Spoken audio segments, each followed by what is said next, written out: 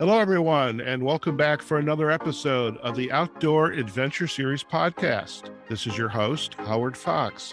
The Outdoor Adventure Series celebrates individuals and families, businesses, and organizations that seek out and promote the exploration, stewardship, and enjoyment of the great outdoors. Our guest today is Mitch Miller. Mitch is an award-winning landscape photographer and founder of Fine Earth Photography. He is known for capturing the beauty of rugged landscapes, deserts, and alpine environments. Mitch, it's a pleasure to have you on the Outdoor Adventure Series podcast. Thank you for joining us. It's good to be here. Thanks for inviting me, Howard. Fantastic. And, for our listeners, I don't know, we may or may not put this video up on YouTube. Well, Mitch and I'll have to agree on that, but he has a wonderful black and white picture behind him. And I had my, Outdoor Adventure Series background. And I thought I'm getting envious, so I had to switch my background a little bit. But that's a wonderful picture behind you there. Tell us a little bit about that. A year ago, January, there was a snowstorm predicted in Joshua Tree National Park, and we live about 25-minute drive north of the park. And we could look through the window in the dark and see it was even darker than usual because of the clouds. And snow was forecast, so my wife and I drove into the park. We got there before first light, and we watched it go from snow to sleet to rain. And by the time it was light, we had the place to ourselves for an hour and a half, the area that you see in the photo, because other people could not get up the road for the ice on the way. Oh, wow. And I call this photo silent, and its color sister is called still. And they're slightly different by focal lengths, but I love it. I'm glad you like it. That's fantastic. Have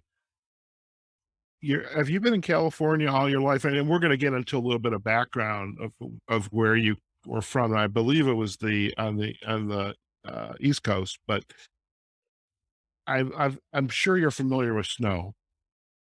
Oh, yeah. I Okay. lived in North Carolina for 11 years. I saw snow. Okay. And the reason I'm asking about this is growing up in the Midwest, my most cherished memories of snow were at night, right after it stopped snowing, or even as it was snowing, because it was quiet. Mhm. And there was just something about being around the snow and the quiet, and there was no other sounds around or that you could hear. It mutes the And sound. yeah, and that's what the photo reminds me of, is just the quiet, and there's just something about it. So again, fantastic shot. And so let's kind of circle back, if we could, share a little bit about your background, and eventually we'll get into this wonderful work that you're doing as a landscape photographer, and just love, well, let's start from the beginning. I think it began with my parents. My mother was an artist. She was born in Rockford, Illinois, and she was a painter and a writer. And my father was an engineer from New York State, and he was a hiker, a backpacker. And the two of them together, and my brother would take me camping in Yosemite National Park, and we would go up to the Tuolumne Meadows and camp near the Tuolumne River. And I was so excited in 2012 camping there with my brother and my nephews right across from where my mom taught me what waterfalls were, what not to do. And it was just delightful, the hiking. And we would go camping in Portola State Park up on San Francisco Peninsula. And my dad hated the desert.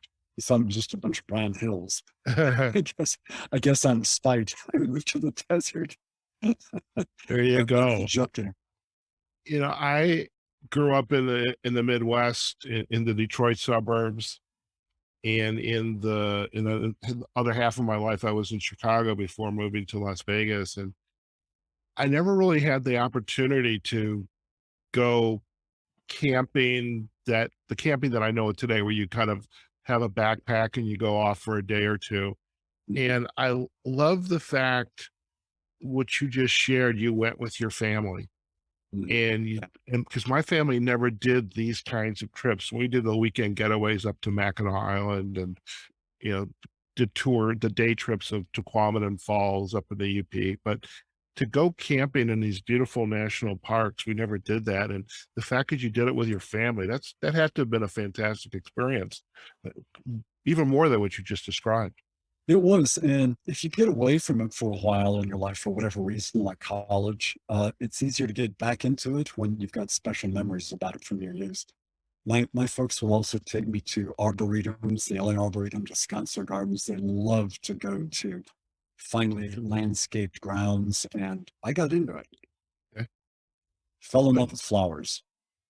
I love that. And, I have, we could talk about flowers because that's one of my favorite parts about like even going out to the desert recently, seeing the flowering Joshua trees and what's the other cactus that was that's Lava vibrant, yucca, the lava yucca. yucca. Yeah. And just like, wow, I never knew there were flowers and there they were. And I was just taking photos of them and thinking, that's just fantastic. Yeah, and the flowers are the size of a football or larger. Mhm. With creamy yellow flowers and purple/red flowers. Delightful. So I have to ask this question then, the flowers, and I never did it. I guess I could have, but I didn't. Do these flowers give off a smell? I've not noticed them on the Mojave Yucca. Um, maybe if at all, it's very, very faint. Okay. When you were younger and your parents would take you to, did the camping, you went to the arboretums, these manicured grounds. When did this bug of photography start to take shape for you? That like, something? I really want to do more of this. We moved to North Carolina from the San Jose area when I was 15. And it was kind of a shock to be taken away from the redwoods and the Sierra Nevada. And I remember climbing a fire lookout outside of Wilmington, North Carolina, and looking out at this large, flat, green pancake of a land. And so I need to go back home. I got to like North Carolina a lot more when I went to college in Chapel Hill because the fall colors were gorgeous there Yeah. and the hills were rolling and beautiful. But it was in when I was 16 and went back to California for a 6-week trip. I had a Polaroid big swinger, the kind that would spit out the photo and you'd watch it develop before your Oh yeah. eyes. Oh yeah. I photographed everything I saw. The Golden Gate Bridge, the 1915 exposition, uh, somewhere near Golden Gate Park, and Southern California. I had relatives all over California. And I came home and I just had a ball looking at all those photos. They're all black and white. And I asked my stepmom, could I have a real camera? And she wasn't the native mom, my natural born birth mom, who was the artist. And she said, well, possibly someday. And that someday was about 12 or 13 years later when I finally bought one. Okay. Okay. When you were going to school in Chapel Hill, what did you study? I had a hard time deciding on what I wanted to be when I grew up. Um, I still have that problem. I get when to I talk for a first living. That's what I love. when I first arrived, I chose music, and I bombed at that. I wanted to be a rock and roll guitar player like Jimi Hendrix or Jimmy Page, Mhm. and nobody goes to college to study that. And what they taught me was classical guitar, and it just didn't take. It was okay, but it didn't take. So I changed to radio, TV, motion pictures. No, I'm sorry, English, because I thought I could be a writer. That didn't Okay. take. Then radio, TV, motion pictures. Then I dropped out. Then I went back and got a degree in business. Okay. Okay. I'm not seeing the real threads going on here, but I'm sure we're going to eventually capture some threads. So, how did this love of photography or this rediscovery of photography begin to take shape for you? When I came back to California in 1979, I worked in retail and One day there was a company picnic, and I was driving several of my employees to the picnic. We're driving north on 605 freeway, and it was the first clear day since I had moved there in the summertime. And I saw the San Gabriel Mountains, which is where I learned what snow was decades Okay. earlier. And I had to pull over on the side of the road, and I was just gaping at these mountains, and all my employees in the car were laughing. Here's Mr. Miller looking at these mountains like a crazy man. And I said, "What is that?" "Well, it's the San Gabriel Mountains." And I picked up a AAA hiking guide, and it listed this hike to the summit of Mount Baldy that had 4,000 feet elevation gain. I didn't know what that meant. I I learned know what's later it coming, meant by the way. like a lot of uphill. So I took a friend, a former friend. We hiked Mount Baldy. I've got a picture of her lying face down with her mouth in a creek, and she's screaming, "I hate you! I hate you!" We got to the top. We got to the top. And these people sunning themselves in lawn chairs. They'd taken up the chairlift. We're like, Okay. "Chairlift? What chairlift?" And there were gliders sailing above us, and we loved it. The view was amazing. So the next mountain I climbed, which was San Jacinto, the following year, my roommate lent me his 35 millimeter camera. So in May of 1981, I became a hiker slash photographer and haven't looked back since.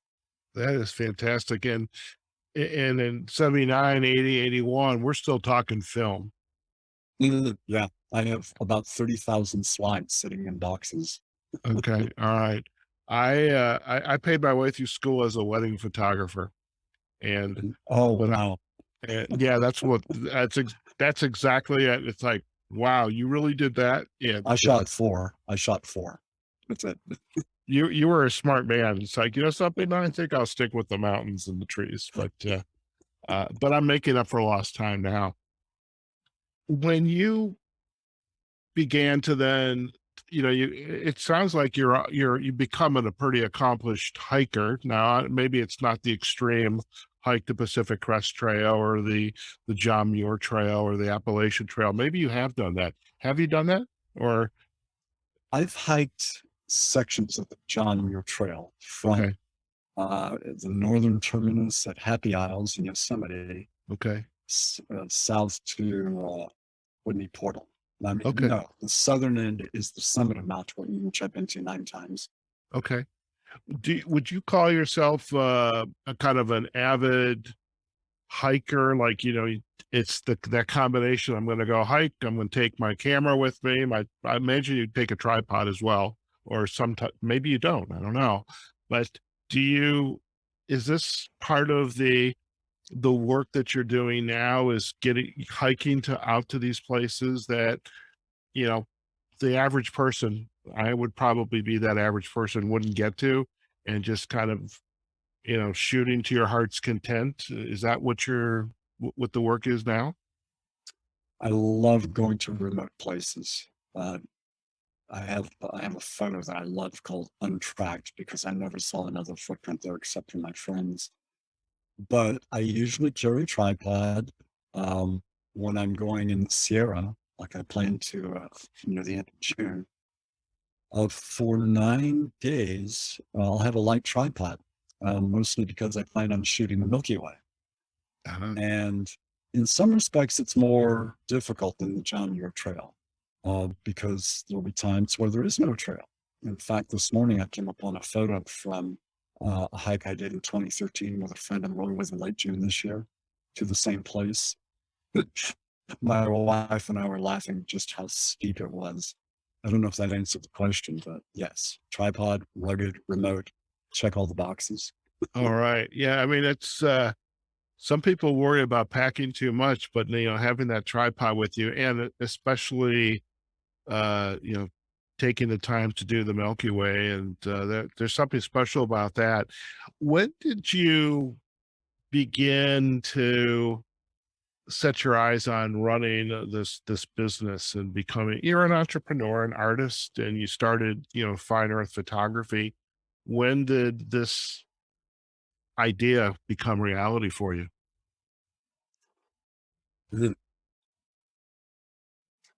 I first sold a photograph in 1990. It was just some friends. It was a winter sunset, an Ocotillo silhouette against this bright red sunset in Amesbury State Park. And the feeling of selling photography was fun. It felt really good. Um, I think I got the name Finder's Photography possibly before I started the business. What happened there was in 2000, I was going out to photograph for a United Nations Environment Program competition, photo competition. And I thought I would go up on St. Gabriel's and spend a night or two and photograph urban sprawl. So I went there and carried a tent and water and stashed it for a week. I came back a week later with a sleeping bag and food while it was raining, and the highway height started to snow.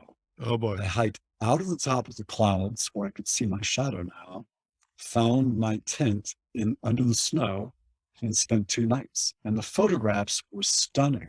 Icicles with city lights below in the distance. And a year later, I wanted to enter the Los Angeles County Fair photo contest. And so I entered some of the photos from that trip in 2000, and I entered them in the fine art photography category. Well, I had a backpacking trip, and while I was gone, my wife got phone calls saying, "You need to come pick these up. He entered them in the wrong category. You should be in travel." Apparently, the Los Angeles County Fair has not taken the graphics arts class that I took that taught me that what I had delivered them as fine art. Oh boy. And so I thought, well, if it's not fine art photography, it's fine arts photography. So there. That's Okay. when I came up with it. Very good. Now, speaking of your wife, does she join you on these adventures? Less so now than she used to. Um, but we've had some amazing times together. Last year, we did a 43-day road trip to 23 states and 20 national parks. Oh boy. And I saw a little more hiking mileage, but we both saw some amazing sights. That is Michigan, Wisconsin, North Dakota. It was great. that is amazing. And I have a coworker, she is a career coach like myself, and I don't know what her husband does, but they literally got rid of everything, say, save the car and the essential luggage, and they're they left Washington, in the Seattle area, and they're just traveling around, living from place to Living the place. dream. Yeah. Yeah, and she's still coaching, so she's still on the phone. There's an internet connection. I have to figure out how she's accomplishing that because I'm thinking that would be kind of fun. Uh, Yeah. So, do you consider yourself retired and you are just continuing to live the life as this finer photographer? Or is there a business side that is continuing for you? No, it's a business. There's the street fair in Palm Springs called Village Fest that I started doing weekly Okay, in December. And so I promote my work there. Um, Sales are good. I'm making back what I pay for the space on the street and then some. okay, But I'm also gaining some leads. Um, I uh, I offer free print giveaways, advance notice of sales. Occasionally, I'll do a Zoom class on composition, free for 1 hour. And a lot of people last night were really psyched to hear about that and are interested in that. Notice of new images. So yes, it's a business. It's a okay. second job. I am retired from my other life too. All right. The street fair life, and I've spent enough time on street fairs back in Chicago, and there's the one booth right after the other, and there's only so many photos of the Buckingham Fountain lit up at night Mhm. or Sears Tower. I have no idea what the other name for it is, and I don't care what it is. But there's only so many of those you can look at. When you're at the fair in Palm Springs, and that's gotta be fun, just Palm Springs, sitting at the booth on the director's chair, having people come in and look at your work. What f what do you learn or are getting from that experience of people coming in and just like discovering your work for the first time? I am surprised at how much fun I'm having. Um, the word I hear the most is wow, and I'll never get tired of that. Yeah. I've learned to divide the work into three categories. I've got Joshua trees. People are interested in the icon. Right. I love pinyon pine, and I can't sell pinyon pines because these people, a lot of them are from the North Country, snowbirds, and oh, we see pine trees, we see snow, we want the Joshua tree and the killer sunset. I also have the Milky Way photos together and the super balloon. But Okay. three that really attract people's eyes are, I call them a part of my time collection. And what I do is I will select the colors of what's living in an image and paste those to a Photoshop layer. Turn the whole image black and white and paste the color back on top, creating a contrast in time so that what's inanimate, deceased, or dormant is black and white and what's living is in color. And they love it. Oh, wow. You know, I think this is the appropriate time for me being the opportunistic podcaster is we oftentimes, especially with the outdoor adventure series, love to put some photos up on our main webpage so that our listeners, when they visit it, can see some of the work that we're talking about. So if you're up for providing an example or two, perhaps even this piece from this time collection, I would love to be able to share that with our listeners. If you're up I'll for it, send it to you. Be happy to. fantastic. Is is there uh, and perhaps you've mentioned this already, you know, the one photograph that just continues day after day, year after year, takes your breath away, and like, this is why I do what I do. Is this the favorite photograph question?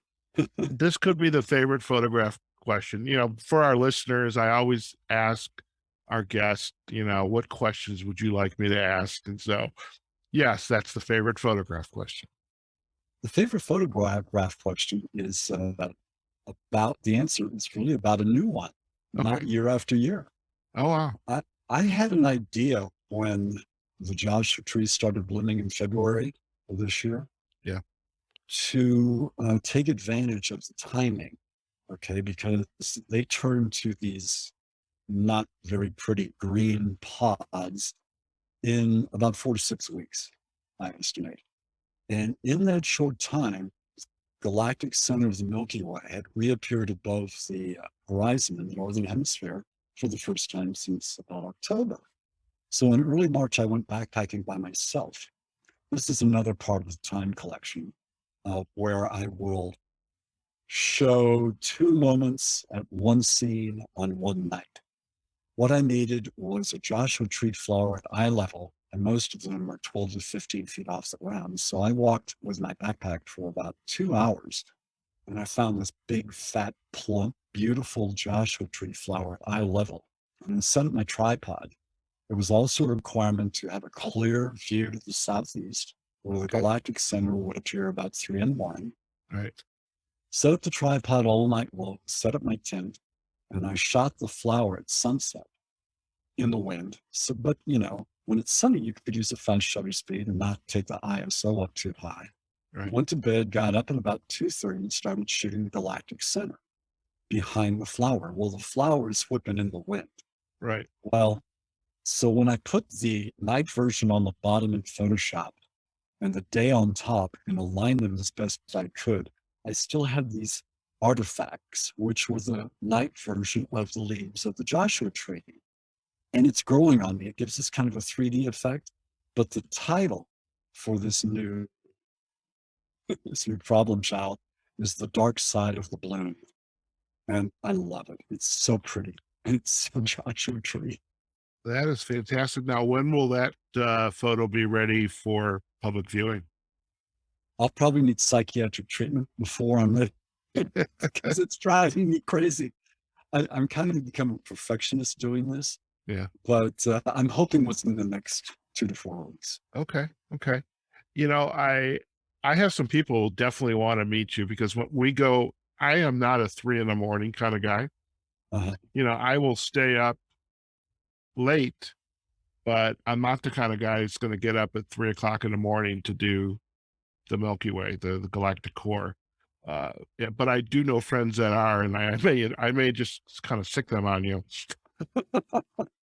Let's talk about perfection. And there's a lot of folks in a variety of different industries and skills and whatever they do to make a living or that keeps them happy. They chase perfection. And there's a body of literature that says there's no such thing as perfection. And I'm not here to debate one side or the other, but when you say I'm a bit of a perfectionist, has it always been that way? Are you discovering that desire to achieve perfection because you're starting to get or continuing to grow and get better at what you're doing as a photographer? How does that perfection, live with you today? well, I want to come across as professional, and I want people to see my images either as I remember them, and this is the fun part, or as I want to remember them. Because people often come in and say, "Do you Photoshop that?" A friend of mine who teaches workshops, his best answer is, "Of course," because the camera didn't know what I was thinking at the time. And so I use that and perfection. Mm, Okay, the best example I have of perfectionism is an image that took second place in photography at the Joshua Tree National Park Council of the Arts Expo, Mhm. which is a mouthful. Yeah, 2020. And it's called, I don't think I already said, color fuel. The rain is the fuel that gives the plants the color or maintains it. I was out chasing thunder one day. I would go in the direction I heard some thunder. Of course, the rain had already come and gone, but it was coming again. I saw this beautiful monsoonal cloud coming towards me, and I looked, and here's all this beautiful curling juniper, old juniper, pinyon pine, living and dead.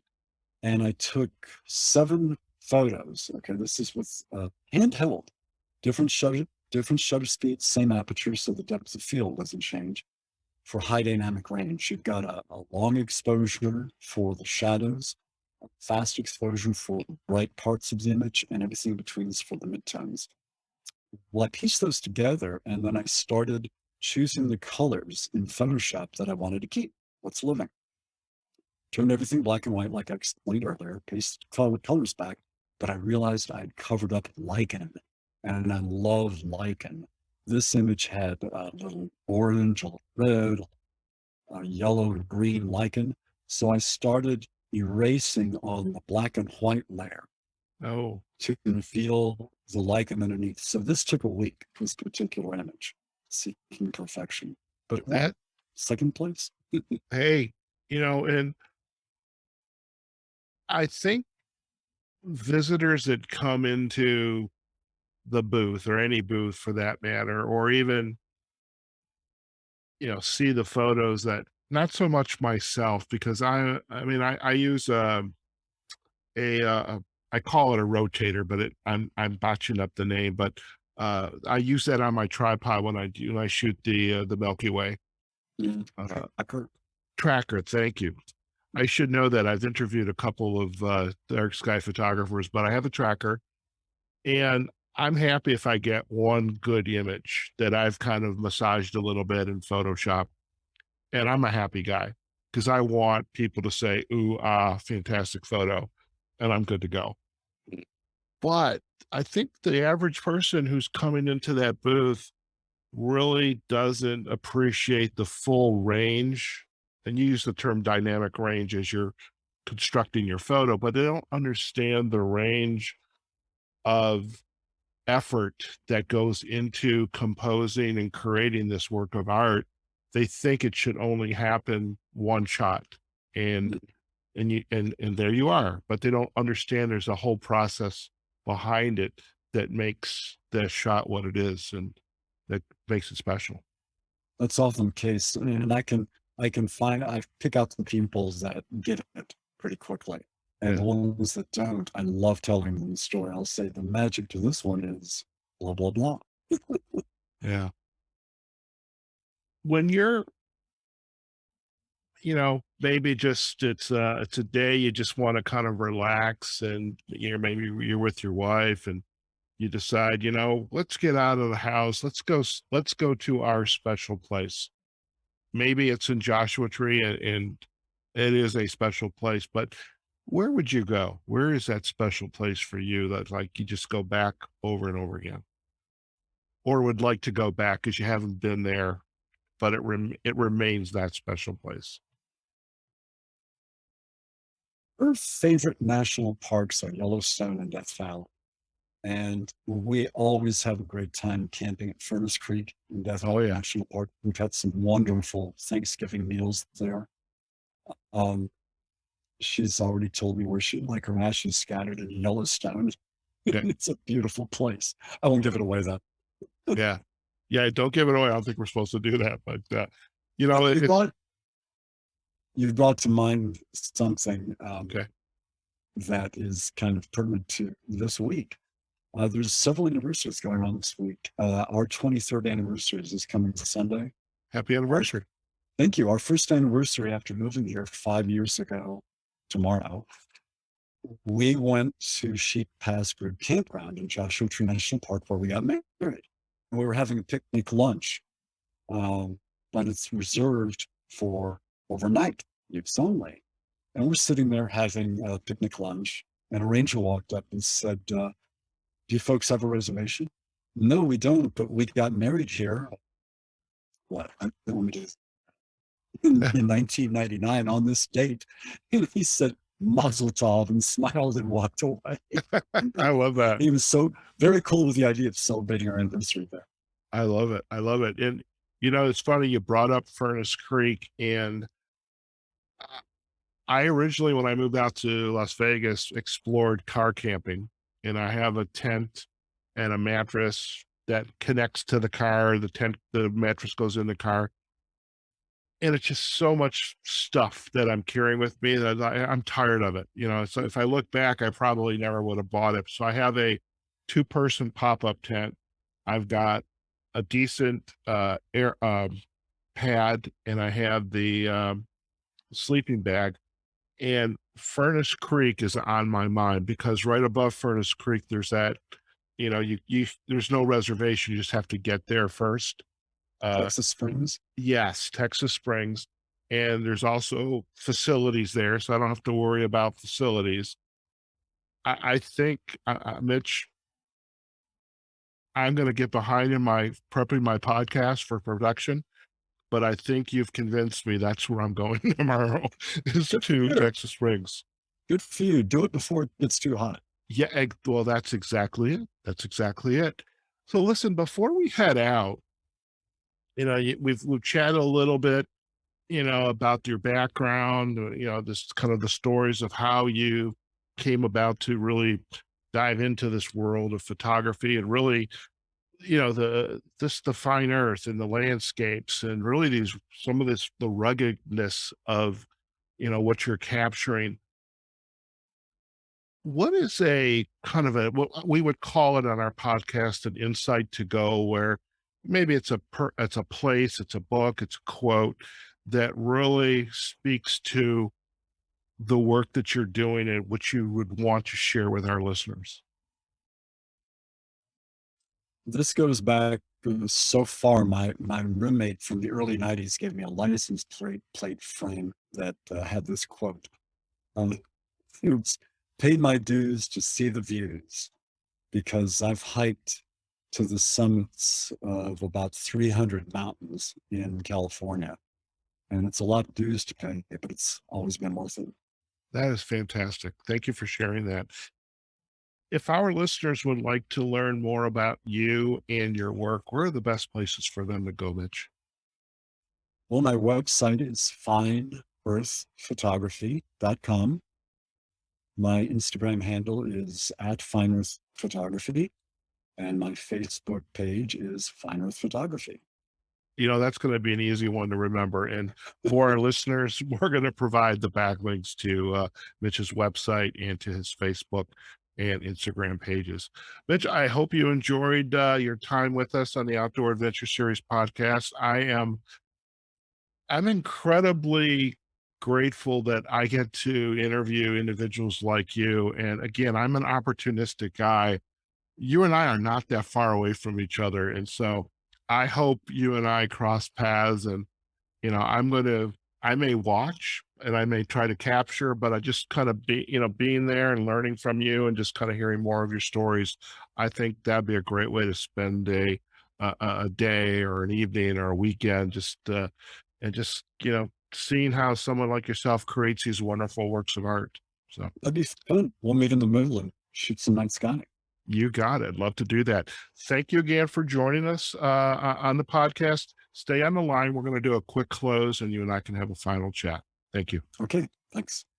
All right, folks, what an episode. And wait till you see Mitch's photos. And so do check out fineearthphotography.com and also his Facebook page, Instagram, Fine Earth Photography. Some wonderful images. So for those that follow me on Facebook or Instagram, occasionally I share images, but I am like my mouth is open like, wow. And there's definitely some wow photos out here. And we're definitely looking forward to sharing a couple of those with you when we post this episode up on our website. So hope you enjoyed our discussion today with Mitch, just a wonderful background and really how he has taken this interest and this love of photography and found his way back out to the West, and really how he's taken advantage of just also enjoying hiking, just to get out there where nobody else is treading. So it's just him and nature, and just coming back and creating some wonderful works of art. Now, if you enjoyed today's episode, do check us out on the Outdoor Adventure Series website, outdooradventureseries.com. We're also on Facebook and on LinkedIn or on the Outdoor Adventure Series pages. And as far as the podcasting directories, Apple Podcasts, Google Podcast, Amazon Music, Spotify, Audible, heck, we're everywhere on the podcast world. So we definitely want to hear from you, what you thought of this episode. Like it, comment on it, share it with your friends. And we definitely want to hear that. That helps us continue to grow. And really, it lets us know that we're doing the right stuff and we can go out and find, really some stellar outdoor adventure enthusiasts and artists like Mitch. So again, I hope you enjoyed today's episode, and we will see you again soon on the Outdoor Adventure Series podcast. Take care now.